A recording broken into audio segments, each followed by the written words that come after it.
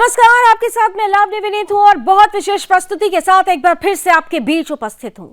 आज समझ नहीं आ रहा कि अपनी प्रोग्राम की ओपनिंग कैसे करूं, क्योंकि हर बार की तरह आज एक ऐसी घटना पर हम जिक्र करने जा रहे हैं, चर्चा करने जा रहे हैं, जिसे लेकर आज मैं निशब्द हो गई हूं।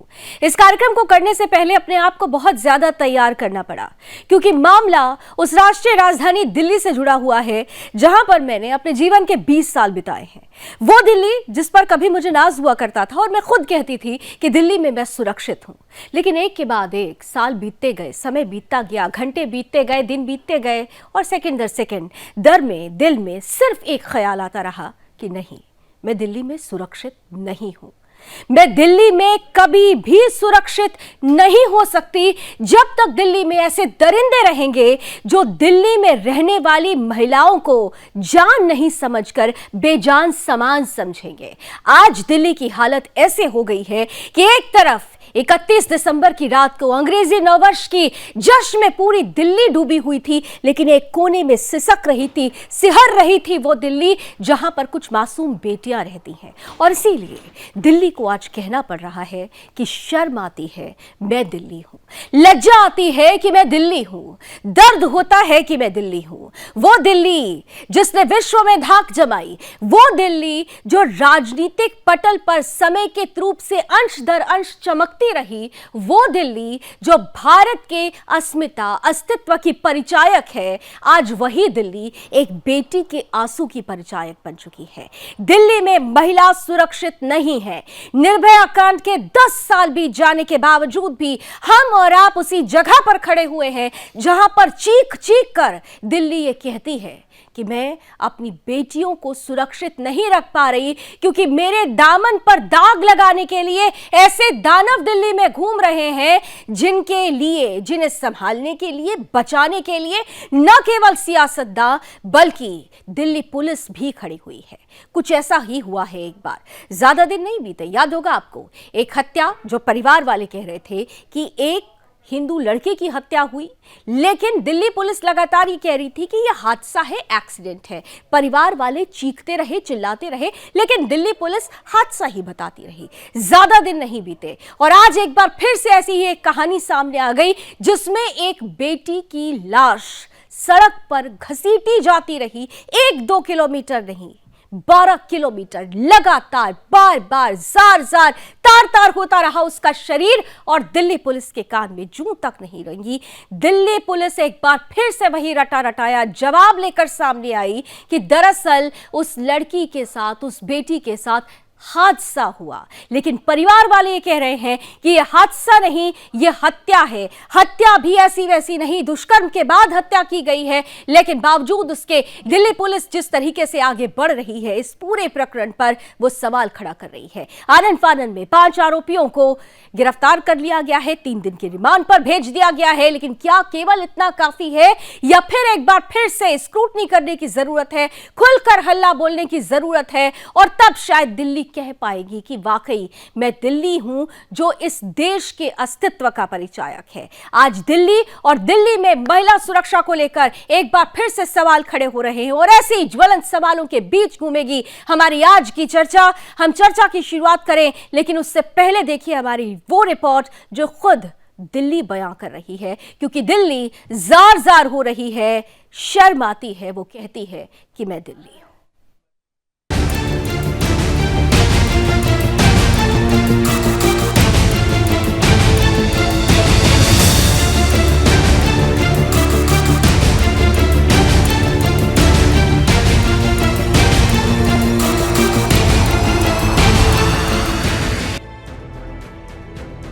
मैं दिल्ली बोल रही हूँ।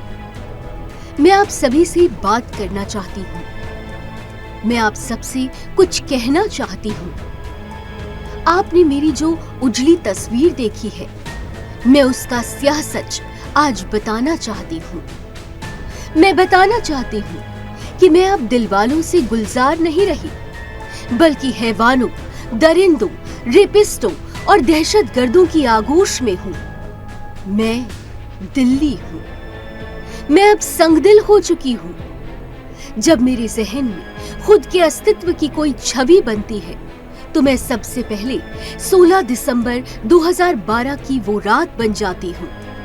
सर्द रात में चीखती दामिनी के दर्द से जब मुझे दर्द होता है तो दरबारी कायरता की बंदी बन जाती हूँ। दिल चीख कर रोता है, मन करता है कि पट्टी नोच लूं न्याय की अंधी देवी की आंखों से, तलवार छीन लूं हाथों से, एक जोरदार प्रहार करूं कानून की बंद किताबों पर। मेरे दामन में सिर्फ एक ही दाग है, हर पल, हर रोज, हर साल मैं लूटी जाती हूँ। मेरे साथ इतनी दरिंदगी हुई कि मेरी सुधियों ने भी साथ छोड़ दिया है। मुझे शर्म आती है, शर्म आती है देश की संसद पर, मुझे शर्म आती है नामर्द पुलिस पर, मुझे शर्म आती है खुद पर। हाँ, शर्म आती है खुद पर। दरबारी कुलवंती के कागजों की माने तो मैं महिलाओं के लिए सबसे असुरक्षित हूँ। 2021 में मेरे आंचल में पलने वाली 13,892 बेटियों के दामन खींचे गए। 31 दिसंबर और 1 जनवरी की दरमियानी रात जब पूरी दुनिया जश्न में डूबी थी, तब भी मैं तार तार हो रही थी, मेरी अस्मिता जार जार हो रही थी। तब भी मैं 5 दरिंदों की हैवानियत झेल रही थी और झेल रही थी राजनीतिक कुंठाओं की छीटाकशी। मैं दिल्ली हूँ। मुझे शर्म आती है अपने वजूद पर, मुझे शर्म आती है अपने अस्तित्व पर, क्षणिक मर्दानगी के गुरूर में डूबे बेटों पर, नामर्द पुलिसिया तंत्र पर, संविधान की किताबों पर। मैं दिल्ली हूँ। मुझे शर्म आती है मुझे खुद पर। हेमंत श्रीवास्तव के साथ ब्यूरो रिपोर्ट, सुदर्शन न्यूज।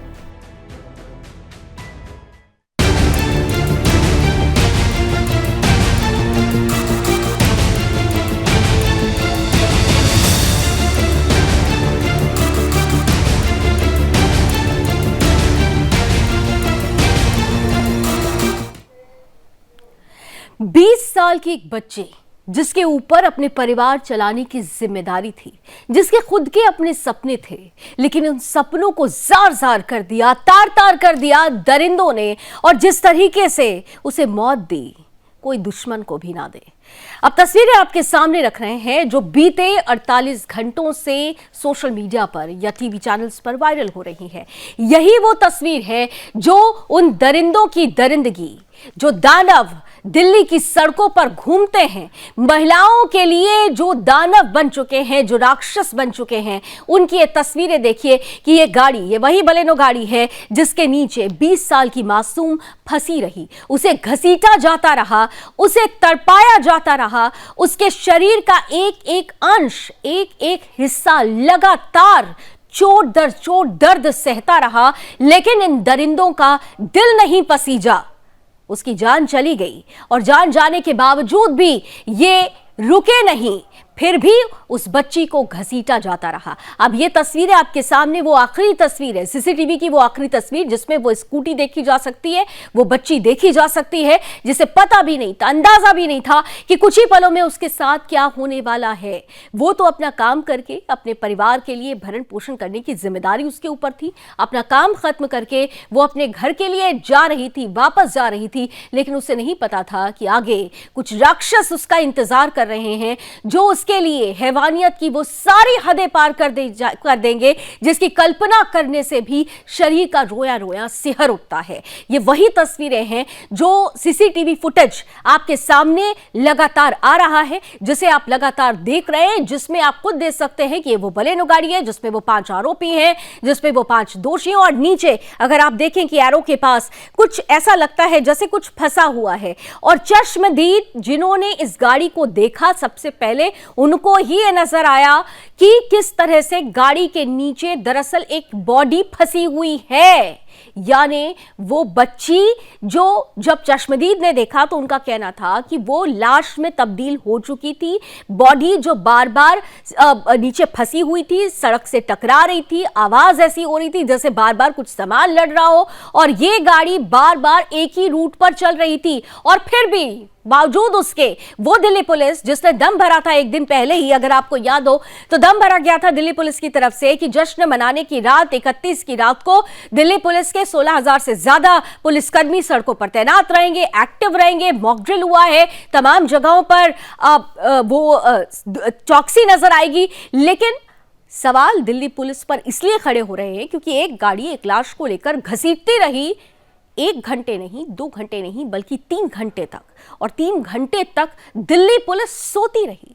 चश्मदीद जिन्होंने सबसे पहले दिल्ली पुलिस को जगाने की कोशिश की और उन्होंने अपनी आंख से क्या देखा, जरा उनके बयान को पहले सुन लीजिए और फिर आज की चर्चा की शुरुआत करेंगे। और दिल्ली पुलिस की तरफ से भी एक प्रेस कॉन्फ्रेंस हमेशा की तरह खाना पूर्ति करते हुए एक प्रेस कॉन्फ्रेंस जरूर की गई है, उन्होंने क्या कहा है ये भी सुनाएंगे। लेकिन सबसे पहले चश्मदीद ने क्या देखा और क्या बताया देश को, जरा आप भी सुनिए। 20 मिनट पे, हाँ, जब मैंने डेड बॉडी देखी थी गाड़ी के नीचे 18 मिनट पे, हाँ, 20 मिनट पे मैंने कॉल की 112 नंबर। तब आप क्या यहाँ पर थे? मैं अपनी शॉप पे ही था, मैं दुकान ओपन कर ली थी। 18 मिनट पे ही जस्ट दुकान ओपन की थी, तभी सामने से आवाज आई कि गाड़ी का टायर वायर फट रहा है। इस हिसाब से चलती हुई गाड़ी आ रही थी, टायर फटने के बाद जैसे चलती गाड़ी, तो मैंने उसकी तरफ गौर किया। गौर करने के बाद मैं उसको देखता ही रहा। वो बिल्कुल मेरी दुकान के सामने आने के बाद उसका पूरा फोकस मेरा उसके ऊपर था, तो दिखाई दिया इसके नीचे डेड बॉडी फंसी हुई है। तो फिर जैसे वो चलता जा रहा था, स्पीड थी 20 से 25 की, मैंने 112 नंबर पर डाल किया। मैम ऐसी बात है, कोई डेड बॉडी फंसी हुई है, बलेनो गाड़ी है ग्रे कलर की। तो नंबर मैं देख नहीं पाता उस टाइम तक, ना ये पता लग रहा था कोई लेडीज है जेंट्स है डेड बॉडी है, बस ये पता लग रहा था कोई इंसान इसके नीचे है, वो किस बिल्डिंग में वो पता नहीं था। वो चला गया। उसके बाद जैसे 3-4 मिनट के बाद PCR से फ़ोन आता है, बोला आपने फ़ोन किया था साहब, किया था ऐसे बात से। बोला गाड़ी कहाँ जा रही है? मगर ये कुतुबगढ़ साइड जा रही है। बोला हम पंजाब कोड खड़े हैं, हम यहाँ से घेराबंदी कर लेंगे। हाँ ठीक है साहब। तो 2-4 मिनट के और बाद जैसे 3 बज गया 30 मिनट में गाड़ी युवक टोंटी से यू टर्न लेगा, दोबारा मेरी दुकान के सामने आ गई। वही गाड़ी? हाँ वही वाली गाड़ी। तो जैसे वो आ रही थी तो मैंने दूर से ही महसूस किया आवाज़ आने उसमें सेम आवाज़ आ रही थी। मैं गाड़ी तो ये वो आ रही है भाई, और उसकी लाइट थी LED लाइट जो सफ़ेद वाली होती हैं, ये ट्यूब वाली लाइट नहीं थी गाड़ी। मैं गाड़ी तो ये वो है भाई। मैंने तभी जिस PCR से फ़ोन आया था मैंने रिटर्न फ़ोन किया, मैं सब ऐसे बात है, और मैं ये तो गाड़ी वापस मेरी दुकान के सामने आ रही है, ये कंजा वाला साइड जा रही है अब दोबारा। तो मैं एक बार तो होपलेस हो गया, डर गया था मैं। फिर मैंने सोचा मैं चल अब प्रशासन से फ़ोन चल रहा है, मैंने अपनी स्कूटी उठाई और मैं उसके पीछा करने के लिए मैं उसके पीछे चला। तो फिर जैसे ये गाड़ी चलती रही, मैं पीछे चलता रहा, 50-100 मीटर का मैंने गैप रखा। आगे जाके ये इसके जहाँ से आप ये वीडियो दिखा रहे हैं वहाँ से मैंने सालासर के पास से यू टर्न ले लिया। इसने यू टर्न ले लिया तो इसके पीछे से पीछे मैंने भी ले लिया साथ के साथ। तब तक फिर यहाँ तक मैं पहुँचता तब मेरी गाड़ी यहाँ एक बोलेरो गाड़ी है लोडिंग वाली, तो आगे है, तो वो गाड़ी मेरी यहाँ आ चुकी थी दूध लोड करके अपना सप्लाई के लिए जाने के लिए वो तैयार खड़ी थी। मैंने स्कूटी साइड में लगाई, मैं बोला उससे साहिल भाई ऐसा कर तू इसको गाड़ी को उसके पीछे लगा, वो बलेनो गाड़ी जा रही है उसमें नीचे डेड बॉडी फंसी हुई है, मैं इसका पीछा कर दूँ। मैं तभी इसका गाड़ी का पीछे वाला गेट बंद किया और हम निकल लिए उसके पीछे। इस बीच 500-600 मीटर का अपने मेरे गाड़ी में गैप हो गया। हल्की धुंध थी तो जैसे 2 किलोमीटर से वो आगे। तो आप सुन रहे हैं चश्मदीद ये बता रहे हैं कि उन्होंने पहले कॉल किया, रिस्पॉन्ड नहीं आता, एक ही जगह से बार बार गाड़ी घूमती रही, उनको शक हुआ और उन्होंने खुद गाड़ी का पीछा किया। उन्होंने बताया कि दिल्ली पुलिस की एक PCR वैन को उन्होंने जो खड़ी हुई थी उससे बात करने की कोशिश भी की, लेकिन दिल्ली पुलिस तो उस दिन जश्न के माहौल में थी, वो खुद नशे में धुत नजर आ रही थी और इसीलिए एक बेटी की लाश घसीटी जाती रही और दिल्ली पुलिस के कान में जूं तक नहीं रेंगा। अब क्योंकि मामले ने तूल पकड़ लिया है, दिल्ली पुलिस पर कई सवाल खड़े हो रहे हैं। आनंद फानन में 5 आरोपियों को अब गिरफ्तार भी कर लिया गया है। कहा जा रहा है कि हम जांच कर रहे हैं, 3 दिन की रिमांड पर भेज दिया गया है। लेकिन इन सब के बीच प्रेस कॉन्फ्रेंस में दिल्ली पुलिस क्या कह रही है, जरा ये भी सुन लीजिए। इसमें पुलिस ने विभिन्न धाराओं में केस रजिस्टर किया है और अभी तक की जो तफ्तीश है, इन्वेस्टिगेशन के आधार पर 5 अभियुक्तों को गिरफ्तार किया है। इसमें एक मेडिकल बोर्ड कॉन्स्टिट्यूट कराया जा रहा है, जिसकी रिपोर्ट के आधार पर फर्दर इन्वेस्टिगेशन होगा। इसके साथ साथ जो भी हमारी फॉरेंसिक टीम्स हैं उनका असिस्टेंस लिया जा रहा है और लीगल टीम्स का भी असिस्टेंस लिया जा रहा है। मल्टीपल टीम्स बना दी गई हैं जो इस केस को इन्वेस्टिगेट कर रहे हैं। दिल्ली पुलिस जो विक्टिम है उसके परिवार से लगातार संपर्क में है। जो भी इन्वेस्टिगेशन हो रहा है उसकी उनको पूरी जानकारी दी जा रही है। इसके अलावा जो 5 एक्यूज्ड हैं इनकी 3 दिन की पुलिस कस्टडी मिली है जो फर्दर इन्वेस्टिगेशन करेंगे। उस इन्वेस्टिगेशन के आधार पर जो भी नए तथ्य आएंगे और जो फॉरेंसिक टीम्स और लीगल टीम्स हैं उनके असिस्टेंस के बाद जो पुलिस अपना काम है, पुलिस इन्वेस्टिगेशन जल्दी से जल्दी कंप्लीट करेगी और उसके बाद कोर्ट में रिपोर्ट चार्जशीट सबमिट करेगी और पूरी हमारे एफर्ट्स रहेंगे। सारी तरह के एविडेंस कलेक्ट किए जाएंगे जो फिजिकल एविडेंस हैं, ओरल एविडेंस हैं या जो सीसीटीवी बेस्ड जो एविडेंस हैं, सारे एविडेंस के आधार पर एविडेंस कलेक्ट करने के बाद हम जो अभियुक्त हैं उनको कड़ी से कड़ी सजा। तो दिल्ली पुलिस कह रही है टीम गठित कर दी गई है, अब जांच हो रही है, जो लोग दोषी होंगे उनको उन पर सख्त कार्रवाई की जाएगी। ये सब कुछ अब सीधे सीधे कहा जाए कि पहले जब हीला हवाली कर दी, एक जान चली गई, एक परिवार का सहारा चला गया और अब इस तरीके की बातें और बातों के साथ साथ सियासत भी तेज हो गई है।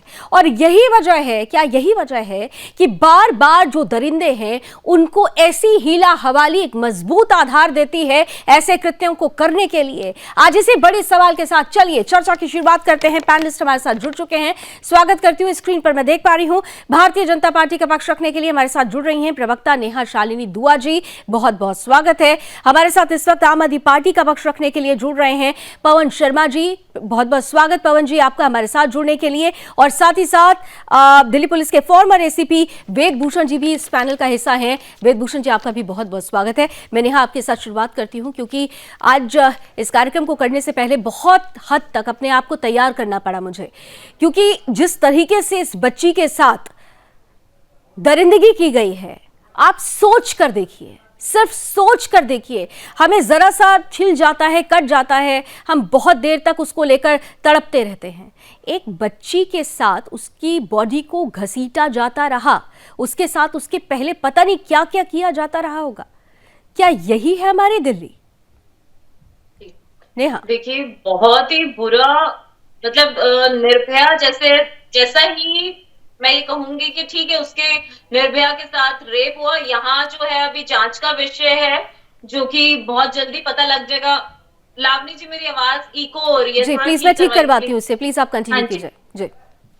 हाँ जी, देखिए ये इतनी दुखद घटना है कि जब से मैंने सुना है और अभी आपकी स्क्रीन पे देख रही थी तो वाकई में इतना दिल दहला देने वाली घटना है कि ऐसे आरोपियों को मुझे लगता है कि 1-2 साल, 4 साल, 5 साल नहीं, या तो उम्र कैद होनी चाहिए या सीधा फांसी होनी चाहिए। क्योंकि सबसे बड़ी बात कि आप शराब पी के कैसे ड्राइव कर रहे थे और क्यों ड्राइव कर रहे थे, ठीक है। अब आप यहाँ दिल्ली पुलिस की भी लापरवाही नजर आ रही है कि आपको, जबकि इंतजाम, हम खुद बाहर निकले न्यू ईयर ईव पे तो बहुत कड़े इंतजाम थे, लेकिन समझ नहीं आ रहा कि यहाँ पे ऐसे इंतजाम जो है क्यों नहीं नजर आ रहे। तो ये इसीलिए जो जांच का विषय है, बार बार गृह मंत्री जी के ऊपर जहां लापरवाही जहां पुलिस ने भी की है कि 12 बार पीसीआर को अगर कॉल किया, पीसीआर क्यों नहीं आई, तो उनके ऊपर भी एक्शन होगा। ये ना वो समझे कि उनके ऊपर एक्शन नहीं होगा। नेहा जी से संपर्क टूट गया जी। जी हेलो जी नेहा जी प्लीज कंटिन्यू कीजिए जी। नहीं, आई एम सॉरी, आपकी आवाज थोड़ी प्रॉब्लम कर रही है, लेकिन जो भी आपने कहा, एक बात का तो मैं नेहा आपको कहूंगी कि कम से कम आपने ये हिम्मत दिखाई कि दिल्ली पुलिस को लेकर, आप खुद भारतीय जनता पार्टी से हैं लेकिन दिल्ली पुलिस पर आपने सवाल खड़ा किया, और एक महिला होने के नाते वाकई ये सवाल पूछना भी चाहिए। लेकिन मैं पवन जी आपके पास आऊं उससे पहले वेद भूषण जी हमारे साथ हैं। वेद भूषण जी, हर बार बारंबार Delhi police, Delhi police, Delhi police, यही क्यों सवालों में? ज्यादा दिन तो नहीं बीते ना सर, मेरे और आपके बीच में एक डिबेट हुई, उस डिबेट में रिंकू हत्या पर बात चल रही थी और आपने कहा था एक्सीडेंट है पोस्टमार्टम के पहले। इस बार भी पोस्टमार्टम नहीं हुआ, पहले ही कह दिया गया एक्सीडेंट है। सर दिल्ली पुलिस विश्वास का दूसरा नाम कही जाती थी। ये क्या हो गया है दिल्ली पुलिस को? लावनी, इस पर राजनीति ना करके यदि विश्लेषण कराया जाए तो ज्यादा अच्छा है कि what went wrong, Delhi police की कहाँ गलती थी, कहाँ चूक हुई, क्या उसमें एक्शन उन पुलिस वालों के खिलाफ होना चाहिए। यदि हम वो डिस्कशन करें तो ज्यादा बेहतर रहेगा, बजाय के थाने पर जाकर डिमॉन्स्ट्रेशन करने के और एलजी हाउस को घेरने के बजाय हमें विवेचना करनी चाहिए, पुलिस ऑफिसर से बात करनी चाहिए कि क्यों ऐसा हुआ, कि उस रात में ऐसा हुआ। मैं दुबई से आपके साथ लाइव जुड़ा हुआ हूं, मैंने यहां भी देखा प्रोग्राम, और दिल्ली पुलिस बहुत सारे सवालों के घेरे में आज जरूर आई है और पूछे भी जाने चाहिए, क्योंकि एक 20 साल की नवयुवती के साथ में इस तरह का इंसिडेंट हुआ है, वो याद दिलाता है सलमान खान का केस जिसमें शराब पीकर उन्होंने 5 आदमियों को मार दिया, दिल्ली का BMW केस जिसमें करोड़पति बच्चों के लोगों के बच्चे जिस तरह से मार देते हैं, फैटल एक्सीडेंट कर देते हैं, ये उसी तरह का, उससे भी बल्कि भयानक एक एक्सीडेंट का हादसा है। और जैसा कि इस शुरू में मैंने बहुत सारे केस की इन्वेस्टिगेशन की है लावनी, उसमें सब में शुरू में फैटल एक्सीडेंट का ही मुकदमा दर्ज होता है। मैंने जो आपको बड़े इंडिया के केस दिए हैं उनमें भी शुरू में इसी धारा में केस दर्ज हुआ, परंतु बाद में जैसे जैसे इन्वेस्टिगेशन आगे बढ़ती गई तो वो तमाम सेक्शन उसमें लग जाएंगी। अभी पोस्टमार्टम रिपोर्ट बकाया है, मैकेनिकल इंस्पेक्शन रिपोर्ट बकाया है, मुलजिमों को जो अरेस्ट किया गया उनका इंट्रोगेशन किया जा रहा है, उनके ब्लड सैंपल्स की रिपोर्ट, उन्होंने कितनी शराब पी हुई थी, तमाम सीसीटीवी फुटेज इकट्ठे किए जा रहे हैं। जो आप गवाह बता रही थी, दिखा रही थी, उस तरह के और भी लोग गवाह थे। बहुत सारी चीजें, क्योंकि जो हमारे देश का कानून है 60 दिन का टाइम देता है पुलिस को इन्वेस्टिगेशन करने के लिए, इसलिए देता है कि तमाम चीजें इन्वेस्टिगेशन के बाद आए, क्योंकि पुलिस की जिम्मेदारी राजनीतिक पार्टियों के प्रति ना होकर अदालतों के प्रति होती है, क्योंकि अदालत में कोर्ट जाएगा। एब्सोल्युटली राइट सर, यहाँ पर ठीक है कि तमाम चीजें जांच के बाद ही सामने आती हैं, लेकिन सवाल ये आपने कहा कि ये हादसा ही पहले नजर में उसको रिकॉर्ड किया जाता है। परिवार वाले अगर लगातार कह रहे हो, एक सेकंड, कानून इस देश ने यही बनाया है, उसी के तहत हम काम करेंगे। पार्लियामेंट कोई और नया कानून बनाएगी कि आदमी मरने पे ही 302 हो जाए, तो ऐसा कानून अभी है नहीं इस देश में। मेरे सवाल इसलिए सुन लीजिए सर, क्योंकि दिल्ली पुलिस आज सवालों के घेरे में इसलिए है। दो बातें हैं, आपने कहा जांच हो रही है, जांच के बाद ही ये तय होगा कि हादसा नहीं हत्या है। चलिए, एक तरफ जांच, लेकिन दूसरी तरफ सबसे पहला सवाल कि ये हादसा ही या हत्या ही क्यों हुई? जो वो दिल्ली पुलिस जो 31 तारीख को ये कहा जा रहा, 30 तारीख को ये कहा गया कि हमारी एक एक पुलिस उस वक्त बिना वर्दी और वर्दी वाले पुलिस 16,000 से ज्यादा पुलिसकर्मी सड़क पर रहेंगे, ऐसी कोई वारदात नहीं होगी। वहां पर अगर चश्मदीद ये कहता है कि पहली बार उसने कॉल किया, पीसीआर की तरफ से कोई रिएक्ट नहीं किया गया, थोड़ी देर के बाद कॉल बैक आता है, बावजूद उसके कोई वहां पर पुलिस की कोई चौकन्नी व्यवस्था नहीं रहती है, वो खुद जाते हैं, थोड़ी दूर पर उनको एक पीसीआर वैन दिखाई देती है, उसमें जो पुलिसकर्मी थे, ड्राइवर धुत बताया जाता है, वो जो चश्मदीद थे वो बता रहे हैं कि साफ लग रहा था कि उसमें जो पुलिस वाले ड्राइवर थे वो धुत थे, पीछे जो पुलिसकर्मी बैठे हुए थे वो नींद में थे या उन्होंने पी रखी थी ये तो क्लियर नहीं, लेकिन उन्होंने बात को आईगाई कर दिया। यानी एक चश्मदीद पुलिस के पास पहुंच रहा है, बता रहा है कि गाड़ी के नीचे एक बॉडी फंसी हुई है, आप उसको देखिए, समझिए, और वहां पर पुलिस मौन हो जाती है, वो ध्यान ही नहीं देती है। लावनी जी, बिल्कुल आप ठीक कह रही हैं, आप बिल्कुल ठीक कह रही हैं। तमाम चीजों की विवेचना होनी चाहिए। जिन पुलिस वालों की लापरवाही है उनके खिलाफ जरूर एक्शन होना चाहिए, और ज्यादा से ज्यादा एक्शन होना चाहिए, और बड़ा एक्शन उनके खिलाफ होना चाहिए और देखना भी चाहिए, जिससे पब्लिक के अंदर एक विश्वास आए। परंतु राजनीति ना की जाए उसके ऊपर, क्योंकि पीसीआर का जो सिस्टम था, पहले कमिश्नर साहब ने एक एक्सपेरिमेंट के थ्रू उसको थानों से कनेक्ट कर दिया था, जोड़ दिया था, परंतु अब हम लोगों ने फिर मांग की है, जो नए कमिश्नर साहब हैं, कि पुराने सिस्टम को वापस लागू किया जाए, क्योंकि जो एक्सपेरिमेंट दिल्ली में किया गया था वो एक्सपेरिमेंट फेल हो गया है। वो जो दैया है उन्होंने 22 कॉल की है, उसका कोई रेस्पॉन्स नहीं था। ये वाकई में पुलिस की बहुत बड़ी चूक है, और इस तमाम की जांच होगी और उनके खिलाफ एक्शन होगा। आपको याद होगा निर्भया केस के अंदर डीसीपी एसएचओ छोड़ दीजिए, स्पेशल कमिश्नर ट्रैफिक सिक्योरिटी और तमाम जो डिस्ट्रिक्ट के अफसर थे उन सबको शंट आउट कर दिया गया था, ट्रांसफर कर दिया गया था, क्योंकि कहीं ना कहीं उसमें उनकी लापरवाही, चूक या जांच उसमें होनी थी। थोड़ा इंतजार कीजिए, क्योंकि एक सिस्टम के तहत पुलिस में सस्पेंशन, डिपार्टमेंट इंक्वायरी, जो भी एक्शन होता है उसके लिए प्रोसीजर बना हुआ है। आप सिस्टम की बात कर रहे हैं, उसी सिस्टम पर सवाल खड़ा हो रहा है कि एक बच्ची चली गई सर, बिल्कुल खड़ा होना बच्ची चली गई उसी सिस्टम के चलते। आप ये बात सही कह रहे हैं कि हाँ सियासत नहीं होनी चाहिए पवन शर्मा, बिल्कुल ये बात सच है कि सियासत नहीं होनी चाहिए, इसको एक मुद्दे के तरह लपकने की जरूरत नहीं है, इस पर संजीदगी दिखाने की जरूरत है, इस पर समेकित भाव से एक निर्णय तक पहुंचने की जरूरत है, एक उपाय निकालने की जरूरत है। लेकिन बड़ा हास्यास्पद होता है कि हमारे यहाँ ऐसे मुद्दे आते हैं तो न केवल आम आदमी पार्टी में, तो बीजेपी की भी प्रवक्ता बैठी हुई है, मैं उनसे भी सवाल करूंगी अभी इसके बाद कि जब मुद्दे आते हैं तो मुद्दों को सहूलियत के हिसाब से ले लिया जाता है और फिर बैटिंग शुरू हो जाती है। आज मुद्दा आपको अपने लायक लग रहा है पवन शर्मा जी, इसलिए आपने भारतीय जनता पार्टी पर तमाम सवाल खड़े कर दिए, तमाम तरीके से सियासत शुरू हो गई। कुछ दिन पहले रिंकू की हत्या हुई थी, इरफान और गुलफान ने की थी, उस वक्त भारतीय जनता पार्टी इस मुद्दे पर मुखर थी और आम आदमी पार्टी चुप थी। क्या यही सिलेक्टिव सियासत, यही सिलेक्टिविज्म ऐसे दरिंदों को बार बार आधार देता है? पवन शर्मा जी देखिए लावनी जी, आपने बड़ा सही कहा कि राजनीतिक मुद्दा नहीं है, और जिस हुई है दिल्ली की बेटी ने जान गंवाई है, वैसी दरिंदों ने दिल्ली की बेटी का खून किया है। मेरी हिम्मत नहीं हो रही थी, मेरे पास शब्द नहीं थे कि मैं किस शब्दों में बयां करूं ये वाली बात, लेकिन आज देखिए ये हुआ, इतना बड़ा अपराध है और तब और ज्यादा दुख होता है, तब और ज्यादा खून खिलता है कि इस सारे मामले में लीपापोती करने के लिए पूरा तंत्र लग जाता है। हमने दिल्ली में अपनी बहन खोई, अपनी बेटी खोई है, तो इतना बड़ा जघन्य अपराध हुआ है कि उसको 12-12 किलोमीटर तक गाड़ी के नीचे घसीटा गया है और दिल्ली पुलिस ये बयान दे रही है, डीसीपी साहब को सुन रहा था मैं, वो कह रहे थे कि गाड़ी के अंदर ऑडियो सिस्टम की आवाज इतनी तेज थी उनको पता ही नहीं चला। तो अपराधियों को बचाने के लिए तंत्र लगाया हुआ है। जिस बंदे ने चश्मदीद गवाह, जिसको आपकी टीवी चैनल सुन रहा था मैं, उस बंदे ने पीसीआर को कॉल किया और पीसीआर मदद के लिए पहुंची नहीं। एक हलवाई ने फोन किया, 22 फोन करने के बाद भी अगर पुलिस की मदद उनको नहीं मिलती है तो ये संदेह के घेरे में तंत्र आता है।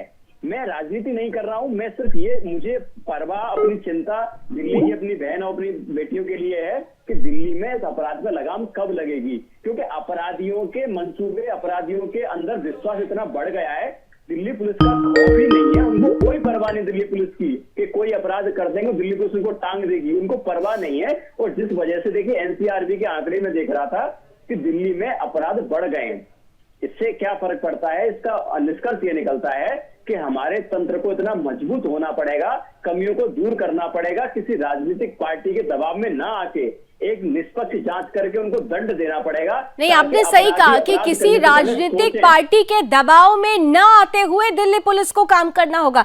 लेकिन आज आप जिस तरफ इशारा कर रहे हैं, मैं फिर आपसे यही सवाल करती हूं कि राजनीतिक पार्टी के रूप में आप भारतीय जनता पार्टी की तरफ प्रश्न कर रहे हैं, ठीक है, क्योंकि दिल्ली पुलिस गृह मंत्रालय के अंडर में आती है, उनसे सवाल पूछा भी जाना चाहिए। लेकिन कई बार यह भी परिस्थिति देखी गई है साहब कि दिल्ली में दरिंदगी हो जाती है, हिंदू बेटियों के साथ इस तरीके की दरिंदगी होती रहती है और आपके विधायक पहुंच जाते हैं लोगों को बचाने के लिए, आरोपियों को बचाने के लिए, क्योंकि वो एक विशेष समुदाय से आते हैं। तो सेलेक्टिव तो आप लोग भी हो जाते हैं ना। आज आप, मैंने पहले भी कहा कि कभी मौका बीजेपी को मिलता है, कभी मौका आप लोगों को मिलता है, आज आपका मौका है, इसलिए आप सियासत कर रहे हैं। लादनी देखिए, जो कंजाबला में जो जघन्य अपराध हुआ और उस राक्षसों ने हमारी बहन को और बेटी को मार डाला, वो किसी पार्टी से नहीं थी, वो किसी समुदाय से नहीं थी, वो दिल्ली की बेटी थी।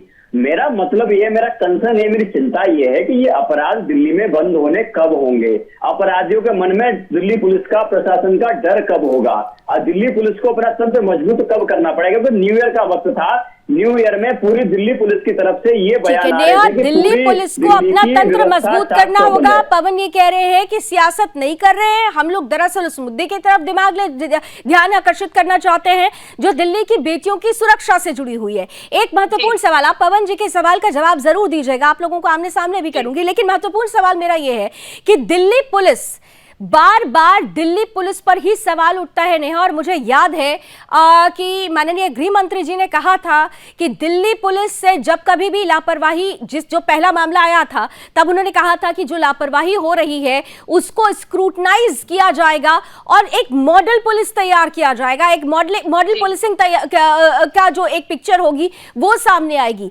कितनी बार मीटिंग्स हुई, कितनी बार स्क्रूटनी हुई, मंथली, क्वार्टरली, कितनी मीटिंग्स हुई, कुछ पता ही नहीं चल पाता है। देखिए लावनी, अगर गृह मंत्रालय सक्रिय ना होता तो मुझे लगता है कि आज इन सभी, जहां जिन पुलिस वालों ने लापरवाही की है, पीसीआर को कॉल किया उन्होंने नहीं, जिन्होंने उठाया नहीं रिसीव किया या अपनी लापरवाही जताई, तो आप यकीन मानिए उनके ऊपर कार्रवाई हो रही है, उनको सस्पेंड भी किया जा सकता है। नेहा कुछ भी जी, उनके पुलिस ज्यादा एक्टिव हुई, मंत्रालय ज्यादा एक्टिव हुआ, या फिर वो चश्मदीद, वो जिम्मेदार नागरिक एक्टिव हुआ और उसकी बातें जब मीडिया में आ गई, मीडिया एक्टिव हुई तो फिर मजबूरी हो गई? नहीं, मजबूरी अगर अगर ये बातें, ये वीडियो, माफ कीजिएगा मैं बहुत कटु शब्द से बोलने वाली हूँ, अगर ये वीडियो आज के दौर में सोशल मीडिया का बड़ा जोर चलता है और थैंकफुल होना चाहिए सोशल मीडिया से, कई अफवाहें तो आती है सामने, वो गलत है, लेकिन सोशल मीडिया के लिए हम कहते हैं ना कि जब पॉजिटिव आप उसका यूज करते हैं तो चीजें सामने आती हैं। अगर सोशल मीडिया पर यह वीडियो नहीं आया होता, जो चश्मदीद थे वो सामने नहीं आए होते, मीडिया ने इस खबर को उठाया नहीं होता, तब भी क्या आप यही कहती कि पुलिस एक्टिव थी?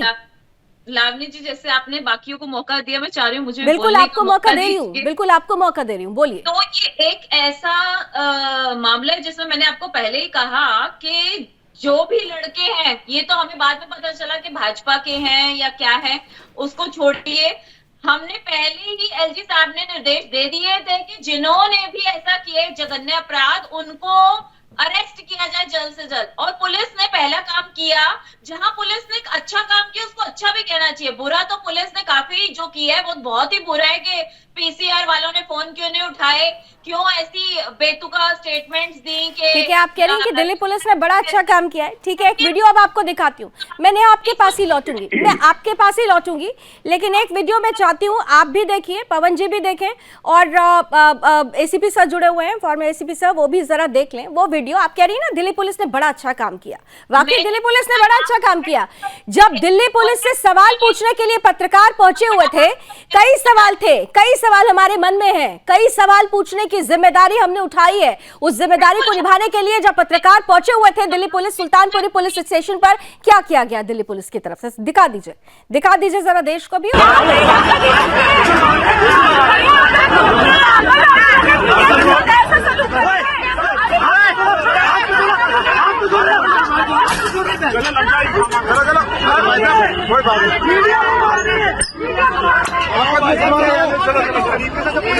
बदसलूकी पे उतर आई है और जो धक्के मार मार के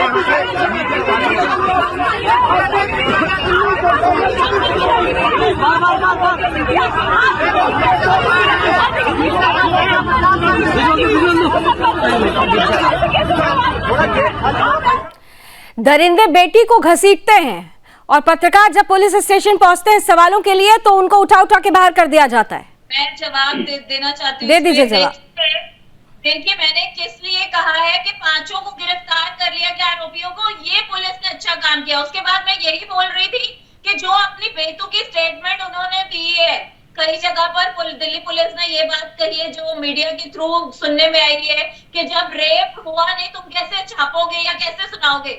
देखिए, उनको ये बयान उस वक्त देना चाहिए था कि रिपोर्ट आने दीजिए, पोस्टमार्टम की रिपोर्ट जो भी आएगी उससे पता चल जाएगा कि रेप हुआ या नहीं। लेकिन बहुत सारे मीडिया वाले क्योंकि कयास लगाना शुरू कर दिया, बोलना शुरू कर दिया कि ये तो रेप, मीडिया ने कयास नहीं लगाया था, ये परिवार वालों ने कहा था, ये मीडिया ने कयास नहीं लगाया था मैडम, नहीं, मीडिया ने कयास नहीं लगाया था, परिवार वाले इस पर आरोप लगा रहे हैं, परिवार वालों का बयान आया और उसके बाद ये सवाल पूछा जा रहा है। जरा परिवार वालों का बयान भी जल्दी से सुना दीजिए, उस बच्ची की माँ और बहन क्या कह रही है, फिर मैं आती हूँ पवन जी और एसपी सर के पास आती हूँ, जरा बयान सुनाइए जल्दी से। चोट लगी है, दिखा तो दो। हाँ भी दिखाएंगे, हाँ भी मिलवाएंगे, मेरे को अभी तक मेरे बच्चे से नहीं मिलवाया। पापा की डेथ हो गई है, मम्मी की दोनों किडनी खराब है। घर में कौन कौन कमाने वाले थे? बस एक वही थी कमाने वाली। खुद देख लूंगी कितनी चोट लगी है, दिखा तो दो। हाँ भी दिखाएंगे, हाँ भी मिलवाएंगे, मेरे को अभी तक मेरे बच्चे से नहीं मिलवाया। पापा की डेथ हो गई है, मम्मी की दोनों किडनी। तो बच्ची की बॉडी तक नहीं दिखाई जा रही थी क्योंकि परिवार वाले बार बार कह रहे थे कि ये ऐसी परिस्थिति में जब ये कहा जा रहा है कि उसकी बॉडी पर वस्त्र तक नहीं थे, वो निर्वस्त्र थी, तो परिवार वाले कह रहे हैं कि आप कैसे इस बात को पहले ही डिनाई कर सकते हैं कि उसके साथ कुछ गलत नहीं हुआ होगा, ये अंदाजा कैसे लगाया जा सकता है। यही मैं भी कह रही हूँ कि पुलिस ने बहुत गैर जिम्मेदाराना बयान दिया और ये उनकी गलती है जिसके लिए उनको माफी मांगनी चाहिए। लेकिन इसी बात को मैं आपको बार बार कह रही हूँ कि नहीं पता, पोस्टमार्टम की रिपोर्ट आएगी तो पता चलेगा कि रेप हुआ था या एक्सीडेंशियल था, जो भी था। मुझे लगता है ऐसे आरोपियों को सख्त से सख्त उनके खिलाफ कार्रवाई होनी चाहिए। और ऐसे आरोपियों को सख्त से सख्त कार्रवाई होनी चाहिए। पवन जी देखिए लावनी जी, मुझे लगता है कि इस मसले को गंभीरता से बात करने की जरूरत है। दिल्ली पुलिस का सवाल इस वजह से उठा रहे हैं कि दिल्ली पुलिस के बयान आ रहे हैं, पत्रकार जब सवाल उठा रहे हैं बेटी के हक के लिए, बेटी के न्याय के लिए, तो पत्रकारों को मार के पीट के बाहर निकाला जा रहा है। जब आम आदमी पार्टी के कार्यकर्ता और दिल्ली के लोग जो है, दिल्ली के युवा जो है बहन के लिए न्याय मांगने के लिए आवाज उठा रहे हैं, उन पर लाठियां बरसा रही, मेरे पर लाठियां बरसाई गई। मैं वो सच हूँ, जब निर्भया आंदोलन हुआ था, न्याय मांग रहे थे निर्भया के लिए, तो मैंने डंडे खाए थे। मैंने डंडे आज भी खाए हैं सिर्फ इस वजह से कि मैं न्याय की मांग कर रहा था। हम संजय का सवाल इस वजह से उठाते हैं कि जब दिल्ली पुलिस ने जब मामला आया, धारा लगाने का मामला आया, तो छोटी छोटी धाराएं लगा के, नॉन वेलेबल धारा नहीं लगाई, वेलेबल धाराएं लगा के उसको बंद करने का काम किया, क्योंकि भाजपा नेता का पोस्टर जो है पुलिस थाने के बाहर लगा। नहीं देखिए, फिर आप सियासत करने लगे। देखिए आप सियासत करने लग गए। कम से कम नेहा ने इतनी हिम्मत तो दिखाई कि वो बार बार दिल्ली पुलिस ने जो कृत्य किया उस पर वो सवाल उठा रही है, जबकि दिल्ली पुलिस को लेकर आप लोग भारतीय जनता पार्टी को ही घेर रहे हैं। लेकिन उन्होंने अकाउंटेबिलिटी तय करते हुए इस बात का जवाब दिया। आप फिर से उसी सियासत पर आ गए। आप फिर से उसी सियासत पर आ गए। घेरना पड़ेगा उसको, तो कम से कम अकाउंटेबल बनाना पड़ेगा कि अपराध पे लगाम कब लगे। वेदभूषण जी, अकाउंटेबिलिटी तय होनी चाहिए, और अकाउंटेबिलिटी जिनकी तय हो रही है, जिस तरीके से बयान बहादुर बन रही है दिल्ली पुलिस, कहीं अपने लिए खुद तो नहीं वो बार बार गड्ढा खोद लेती है, या अपनी कमियों को छिपाने के लिए सिर्फ बयान बहादुर सामने आते हैं और कुछ भी बोलकर निकल जाते हैं। देखिए लावनी जी, अभी आप दिखा रही थी कि थाने के अंदर प्रेस वालों को बाहर निकाला जा रहा है। पुलिस में एक प्रोसीजर है कि पीआरओ होते हैं, आप तो खुद प्रेस जर्नलिस्ट हैं, प्रेस को एड्रेस करते हैं, प्रेस को ब्रीफिंग करते हैं कि क्या इन्वेस्टिगेशन की जा रही है और कहां तक इन्वेस्टिगेशन हो चुकी है, क्या क्या सबूत इकट्ठे किए गए। तो एक तरीका है, उस तरीके के तहत अब जबरदस्ती जो 5 मुलजिम थाने के अंदर पुलिस कस्टडी रिमांड पर हैं, यदि तमाम प्रेस को, तमाम पब्लिक को थाने में आने दिया जाएगा, यदि उसमें से एक गलती तो हो गई, पब्लिक नहीं पहुंच रही थी, पब्लिक नहीं पहुंच रही थी, मीडिया पहुंच रही थी, और मीडिया सिर्फ सवाल पूछना चाह रही थी, मीडिया सिर्फ सवाल पूछना चाह रही थी, क्योंकि एक बच्ची की जान गई है सर, उनको एक बच्ची की जान गई है। अच्छा ठीक है, आप कह रहे हैं तो क्या उठा कर फेंकेंगे, उनके साथ बदसलूकी की जाएगी, उनके साथ धक्का मुक्की होगी, ये है मॉडल पुलिसिंग सर। उनको पीआर लावनी जी, उनको पीआरओ के से संपर्क करना चाहिए था, ना कि थाने में संपर्क। सर आप पीआरओ से संपर्क करने की बात कर रहे हैं, यहाँ तो एक लड़की को मार दिया जाता है, उसकी लाश को घसीटा जाता है, आप लोगों की तरफ से कान में जूं तक नहीं रेंगता। मीडिया को आप कह रहे हैं कि पीआरओ को कॉल करके तब सारी जानकारी लेनी चाहिए थी। हर जगह सहूलियत चाहिए सर दिल्ली पुलिस को। सारी बात मानता हूं, पर आप जाके वहां पर थाने का कोई ऐसा ब्रीफिंग सेंटर नहीं होता थाने के अंदर, एक पीआरओ सिस्टम बना हुआ है। क्यों बनाया इतना बड़ा डिपार्टमेंट पीआरओ का? उसी सिस्टम के तहत एक बच्ची की जान चली गई। आपका कितना एक्टिव सिस्टम है ये देख लिया सबने, पूरे देश ने देख लिया सर। इतना एक्टिव सिस्टम था कि एक चश्मदीद बार बार कॉल करता रहा, आपकी पीसीआर में बैठी हुई पुलिस सोती रही, बिल्कुल गलती हुई, क्योंकि वो जश्न में थी, क्योंकि वो नशे में धुत में थी। और उसके बाद फिर बयान बहादुर आके किस तरीके से बयान दे रहे हैं सर, ये सवाल है मैं खुद कह चुका हूं, ये बहुत बड़ा सवाल है। चूक हुई है, चूक की जांच जरूर होनी चाहिए। समय की सीमा है, डिबेट यहाँ खत्म कर रही हूं, लेकिन सवाल खत्म नहीं हो रहा है, सवाल वही बना हुआ है।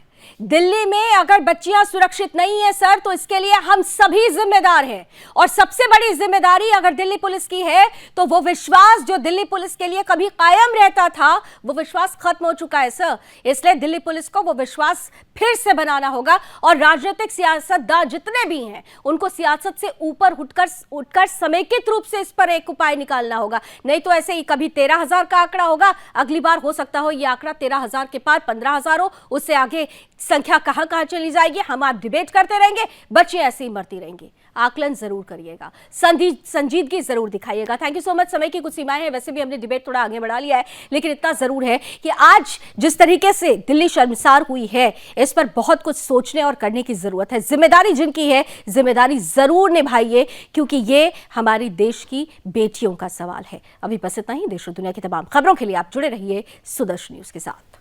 जय हिंद।